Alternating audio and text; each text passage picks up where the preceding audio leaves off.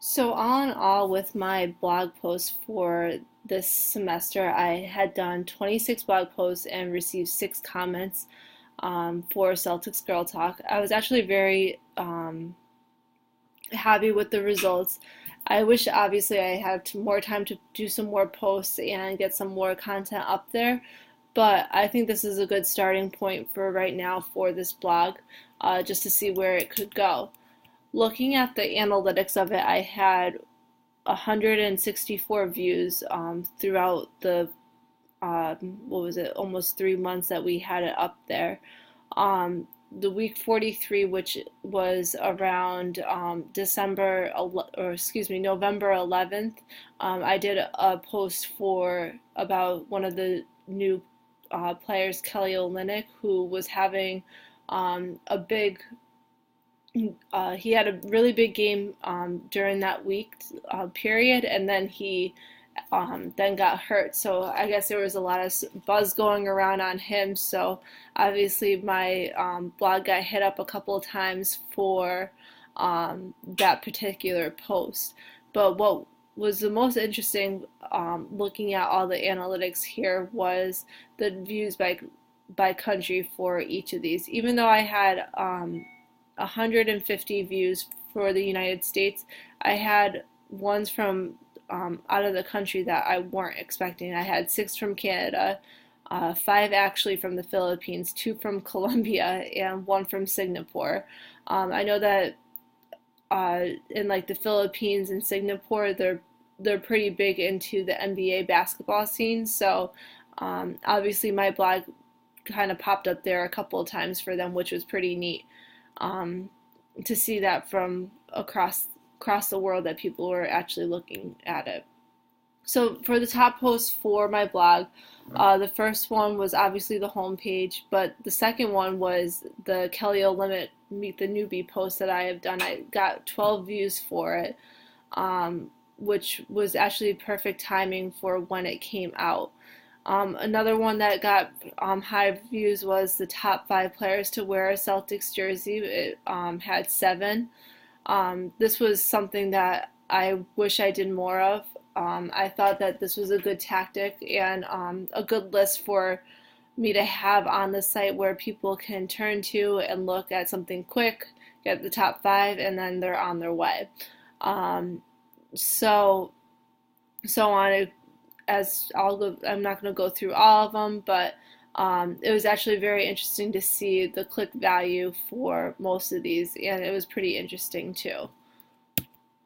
Facebook was a different story. I definitely enjoyed doing the Facebook platform. However, I only got 19 likes, so I wasn't able to see any of the analytics on my Facebook page.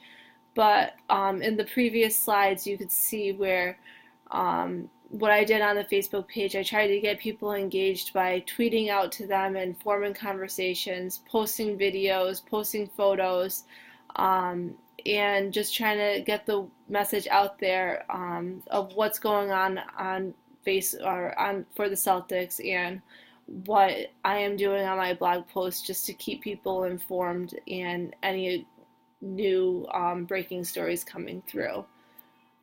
Twitter was a little bit different. I had 12 followers, which I wish was a little bit higher, but given that I was just starting out, it's not so bad. I was following 56 people, and looking at the analytics here, there's not really much to go off of. I did get one tweet favorited by Janine, as by her, just of one of the tweets I did for the Celtics leading back on December 3rd when they were playing the Bucks. So that was pretty interesting. However, the only downfall for this is that there's so many Celtics organization people that have their own blogs that many other people follow. So if they see this blog that only has 12 followers, they're quick to jump to the next one that would probably have like 300 followers, and know that they're probably a more credible source than this one. Even though I was sticking with a lot of credible people and retweeting them. Hourly clicks, I got nothing on those. I thought I was going to do a little bit better, but given the circumstances, I put it out there. I tried. So it was interesting. It was more interesting and more fun, obviously, to see it on um, my regular blog site where I was getting a few more clicks for.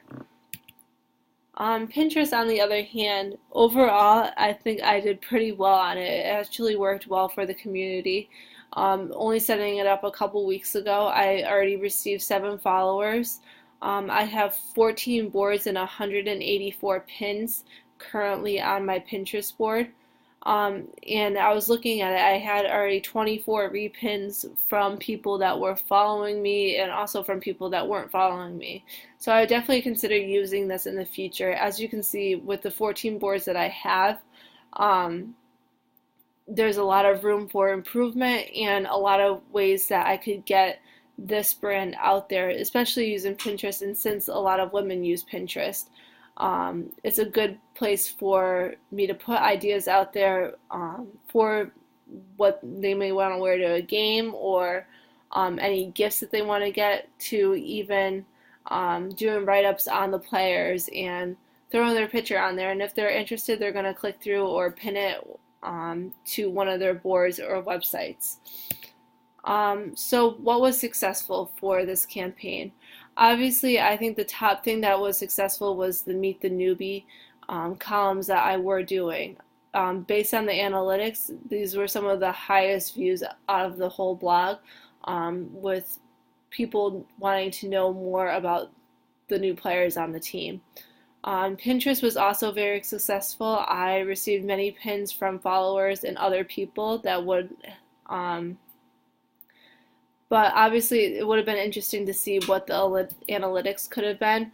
But I think going in the future, if Pinterest continues to be as successful as it is, more organizations and communities will be using it, and there will be an analytics page sooner or later for people to track their pins and whatnot.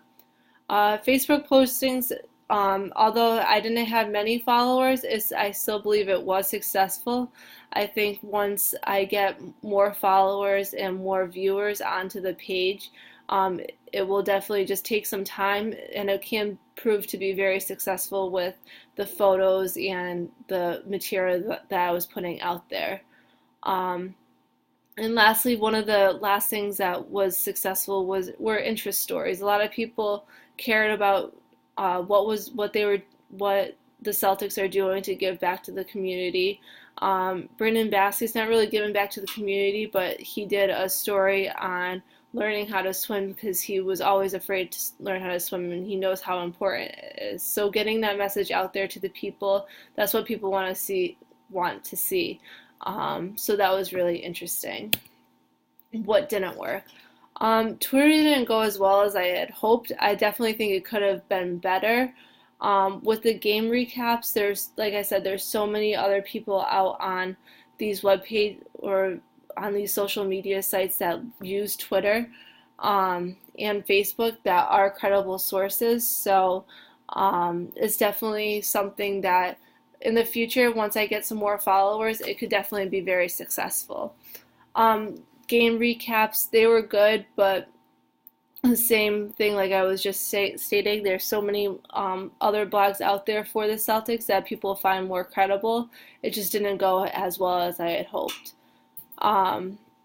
Encouraging people to share on Facebook and photos of the game and getting them involved with status posts, this was a little bit lacking, but just despite the amount of people that I had for likes on my Facebook page. And I also just wish I had more time to get more original content. I would have liked to go to a game since it's pretty close for me, only a couple hours of a drive up there, but it would have been nice to just go to a game and kind of tweet live during the game or take some photos of me just on the court or just there in general. It would have definitely lent some credibility to this blog.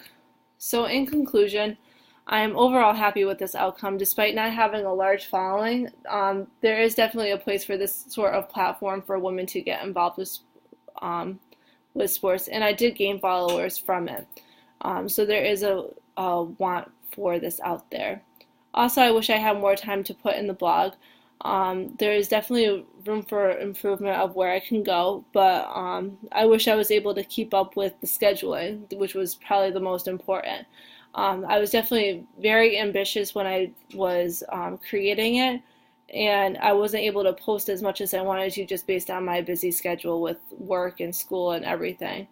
Um, but it's definitely something I want to try again. I want to work, I think working with multiple people on this would be able to launch this a little bit better and have some more organization and more coverage of the Celtics organization. It would also be interesting to see what it would be like to fully run and maintain this blog. I've learned that it is not as easy as it looks. So just devoting a little bit more time to it will be good. Primarily, I think I will focus on just doing blog posts and Facebook postings and maybe a little bit of Pinterest. But Twitter did work well for sporting events, so maybe there is a way to work that in there, but I think I might lay off Twitter for right now. So what's next? I want to continue this blog and Facebook pages for what's going on in the community. But like I said, I would probably want to add a writer or two for additional coverage on the team. It's just too much for one person to cover. And also it will just lend itself to being a little bit more credible and getting more news stories and more coverage out there. I want to make sure that the posts stay relevant to the topic of what's going on and just incorporate Pinterest into the blogs and keep things separate since it shows what works. Also, just to come up with more creative ways for women to get involved in this throughout this post. I know I wanted to get women involved, but I can't really show or see an analytics of if it were really women involved or if it was a little mix of everything. So just maybe pertaining blogs to just meeting the players and getting the Pinterest boards up there and photos and whatnot. I think that we could definitely make a platform for going somewhere in the near future. So that's it. So I hope you guys enjoyed it. I definitely enjoyed this class and looking forward to looking at everyone else's projects. So see you guys later.